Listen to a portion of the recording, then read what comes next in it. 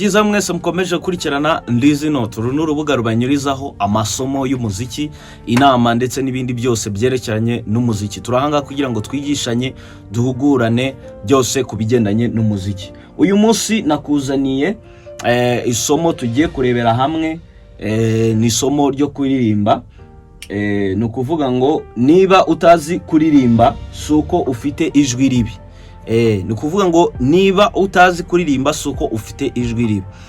Ibyo ngibyo ndabivugira iki? Hari abantu benshi ubwira ngo ndirimbira aka karirimbo cyangwa se ririmba twumve, yarangiza agaseka, cyangwa se wamubwira uti ese waririmbaho nkumva uburyo uririmbaho, ngo mfite ngo ikijwi kibi, ngo ikijwi cyanjye ngo ntago ngo ari cyiza mu buryo bwo kuririmba, ngo ntago ngo rwose ngo niyumvamo, ntabwo nisangamo. Ni ukuvuga ngo ikintu nakubwira nuko ijwi ryawe suko ari ribi, ahubwo nuko ijwi ryawe utazi uburyo ritwaramo, nuko ijwi ryawe utazi uburyo ugomba kuri maintainingamo, nuko utazi uburyo ijwi ryawe ugomba kuricungamo.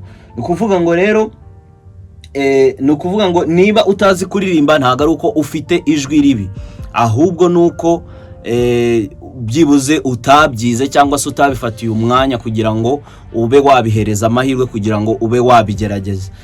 Muri Ndizi Note twemera yuko umuntu uwo ari we wese ushobora kuvuga yaririmba. Yes, ni ukuvuga ngo rero hari ibintu tugomba kumenya muri iri somo, cyangwa se ibintu tugomba kwitaho.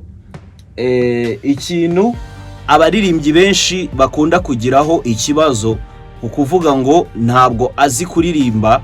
Ikintu cya mbere kiba cyabiteye ni ubwoba. Iyo ugize ubwoba bwo kubasha kumenya ngo iki ngiki ntago nyizi, ni ukuvuga ngo nta nubwo ubasha kuba wakimenya. Ariko uvuze uti njyewe iki ngiki ndakizi, confidence izamura no kugira ngo ibyo ngibyo ube wabimenya. N'amakuru udafite kuri ibyo bintu ushobora kuyashaka ukaba wagira gute, ukaba wabimenya.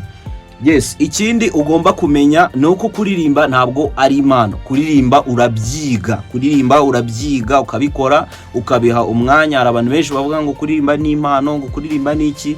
Yego, kuririmba nibyo koko biravuna, bisaba imbaraga nyinshi. Ariko niba ubasha kuba wavuga, ushobora kuba wakora imyitozo runaka ukayikora mu gihe runaka, ikaba yagukora ku rwego rumwe, ikaba yakugeza ku rundi rwego.